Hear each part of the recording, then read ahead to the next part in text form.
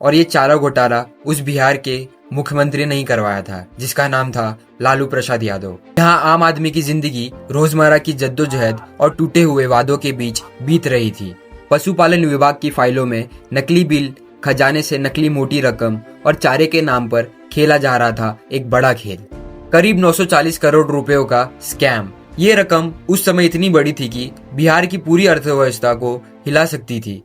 आपने आज तक बहुत सारे घोटालों और स्कैम के बारे में सुना होगा, लेकिन इस स्कैम के बारे में आज तक नहीं सुना होगा। आज हम आपको बताने वाले हैं बिहार में हुए वाले एक बहुत ही बड़े घोटाले के बारे में। जी हाँ, चारा घोटाले के बारे में। और ये चारा घोटाला उस बिहार के मुख्यमंत्री ने ही करवाया था जिसका नाम था लालू प्रसाद यादव। तो आइए आज हम जानेंगे चारा घोटाले के बारे में पूरी जानकारी। साल था 1980 का दशक। बिहार भारत का वो राज्य जिसे कभी ज्ञान और संस्कृति की धरती कहा जाता था, अब गहरी गरीबी, टूटी हुई सड़कों, बिजली की किल्लत और राजनीतिक अस्थिरता के परतों में दबा हुआ था। यहाँ आम आदमी की जिंदगी रोजमर्रा की जद्दोजहद और टूटे हुए वादों के बीच बीत रही थी। इसी पृष्ठभूमि में उभरते हैं लालू प्रसाद यादव, एक ऐसा नाम जो गांव की मिट्टी से निकला था। उनकी बोली में देहातीपन था, चाल ढाल में सादगी थी और उनकी आवाज सीधे जनता के दिल तक पहुंचती थी। वे खुद को वंचितों और पिछड़ों की आवाज बताते थे, लेकिन उनकी रैलियां में उमड़ती भीड़ मानती थी कि यह आदमी व्यवस्था बदल देगा। लेकिन इसी उम्मीद के बीच सरकारी खजाने में कुछ और ही पक रहा था। पशुपालन विभाग की फाइलों में नकली बिल, खजाने से नकली मोटी रकम और चारे के नाम पर खेला जा रहा था एक बड़ा खेल। चारा घोटाला नाम सुनने में ही मामूली लगता है, मानो ये सिर्फ गाय भैंसों के चारे से जुड़ा कोई छोटा मोटा मामला हो, लेकिन असलियत में ये भारत के इतिहास के सबसे बड़े और सबसे चौंकाने वाले भ्रष्टाचार घोटालों में से एक था। करीब 940 करोड़ रुपयों का स्कैम। ये रकम उस समय इतनी बड़ी थी कि बिहार की पूरी अर्थव्यवस्था को हिला सकती थी। पशुपालन विभाग के नाम पर खजाने से पैसा निकाला जाता था। कागजों पर दिखाया जाता था कि गाय भैंसों के लिए चारा खरीदा गया, दवाइयां खरीदी गई, उपकरण खरीदे गए, लेकिन असलियत ये थी कि ना तो वो इतने जानवर थे और ना ही इतना चारा था। नकली बिल बनाए जाते, भूतिया सप्लायर खड़े किए जाते और ये सब संभव हुआ क्योंकि अफसर, नेता और ठेकेदार सब एक ही जाल में बंधे थे। शुरुआत में रकम छोटी थी, लाखों में, लेकिन धीरे धीरे ये खेल करोड़ों तक पहुंच गया। ये एक समानांतर अर्थव्यवस्था बन चुकी थी। लेकिन हर खेल का एक गवाह होता है।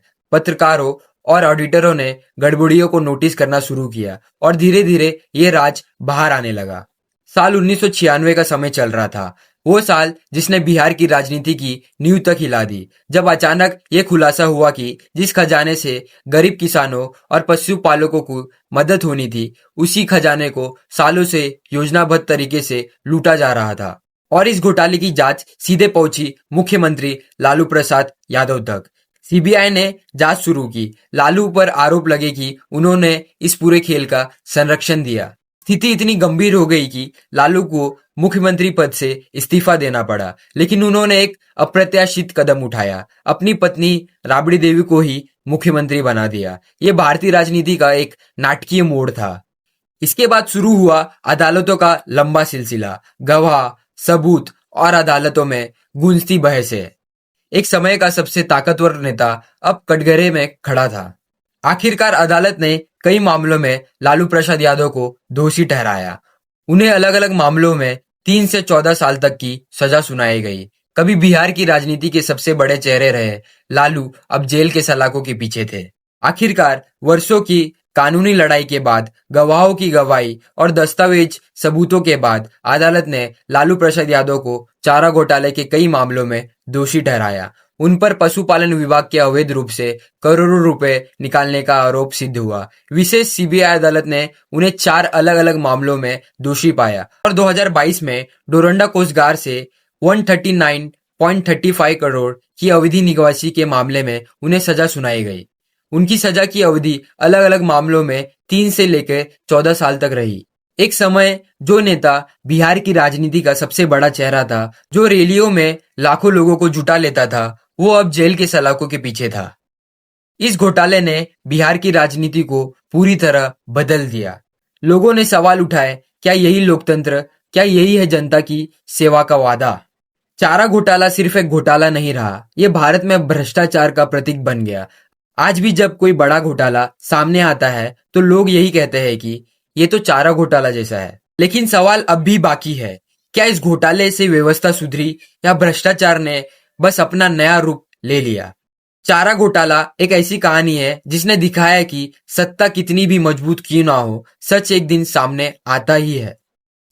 अगर आपको ये वीडियो पसंद आया हो तो इसे लाइक करें, अपने दोस्तों के साथ जरूर शेयर करें, हमारे चैनल को सब्सक्राइब करना ना भूलें ताकि आपको ऐसे ही और रोचक वीडियो मिलते रहें। मिलते हैं अगले एपिसोड में, तब तक के लिए जय हिंद, जय भारत।